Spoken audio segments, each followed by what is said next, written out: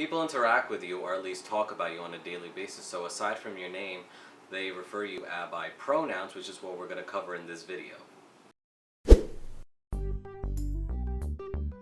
The most common pronouns are he, him, his, she, her, hers, and the lesser known but a lot more common than the other ones, they, them, theirs. Most people are just referred to by one of these kinds of pronouns, but some, like myself, can go by multiple pronouns, because aside from they, them, theirs, which is my most preferred one, I also go by he, him, his to people that I'm not out to as non-binary, specifically my family and people who live in my building, so I have to go by he, him, his to kind of like keep everything under the radar. And I'm sure there's a lot of people who share this sentiment, or at least know what it's like to have to hide a part of your life from other people.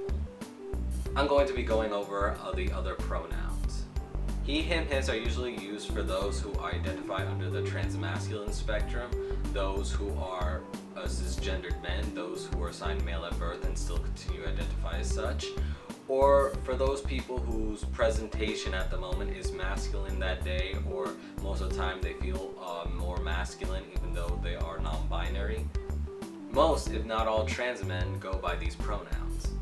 She, her, hers is basically considered feminine pronouns. Those who are cisgendered women, which are those who are assigned female at birth and continue to identify as such, or those who are deemed as feminine by society, or those people whose presentation at the moment is feminine or could identify more towards the feminine spectrum. Most, if not all, trans women go by these pronouns. They, them, theirs are usually associated with those who identify under the non-binary umbrella, like myself. They are generally considered gender-neutral pronouns. However, outside the transgender community, it can be quite difficult to get society to refer you with these pronouns, and correcting these people can get tedious very quickly. And depending on where you live, it can also put you in dangerous situations, as well as most likely outing you. Most people who use these pronouns have like secondary pronouns, like myself. Aside from being referred to as they, them, theirs, I also go by he, him, his, because I'm not out to most people, and society isn't very accepting of transgender people, much less those who do not conform to the gender binary.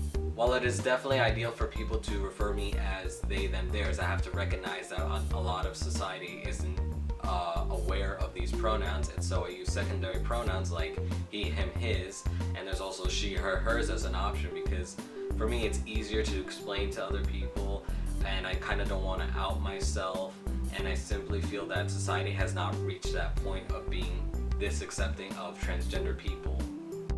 There are definitely many other pronouns available beyond these main three. There's also e and ears. There's also purse. There's also vis. There's also zim, zirs. And last but not least, there's also HeHis.